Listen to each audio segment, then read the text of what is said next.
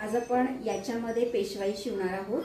हे आपले star customer आहे, दरवर्षी यांच्या साड्या आपल्याकडे असतात आणि त्यांच्या गणपतीच्या गौरीच्या साड्या सुद्धा असतात आपल्याकडे आणि दर वेळेला ते वेगळ्या वेगळ्या पॅटर्न मध्ये गौरीसाठी साड्या शिवून घेतात आणि फार सुरेख आहे। मी त्याचे फोटो पण टाकली।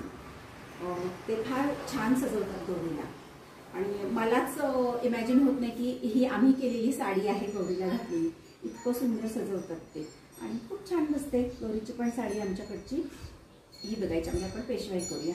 सुंदर कलर आहे, पर्पल, पर्पल मध्ये कॉपर बॉर्डर आहे आणि पैठणीचा पल्लू, हा पण पैठणीच बॉर्डर आहे त्या साडीची। तर ही आपली साडी तयार झालेली आहे। ताना मटेरियल मध्ये पर्पल कलर, पेशवाई ओचा बनवलेला आहे आपण याला क्लायंटच्या रिक्वायरमेंट प्रमाणे। तर आपण हे जे ताना मटेरियल आहे याच्यामध्ये सगळ्या प्रकारच्या साड्या नाही बनवायच्या।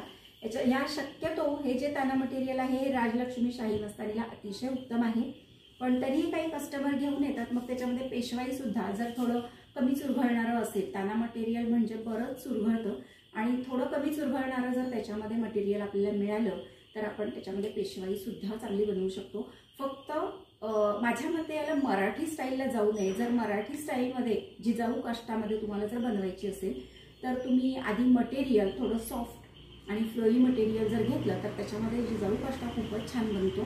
तर तुम्ही ताना मटेरियल जेव्हा घेता तर ते घ्यायच्या आधी तुम्ही कोणती स्टाईल शिवणार आहात ते आधी विचार करा। कोणताही मटेरियल घेताना आधी कोणती स्टाईल आपल्याला बनवायची आहे त्याचा विचार करून जर तुम्ही मटेरियलला गेला तर फारच उत्तम आहे।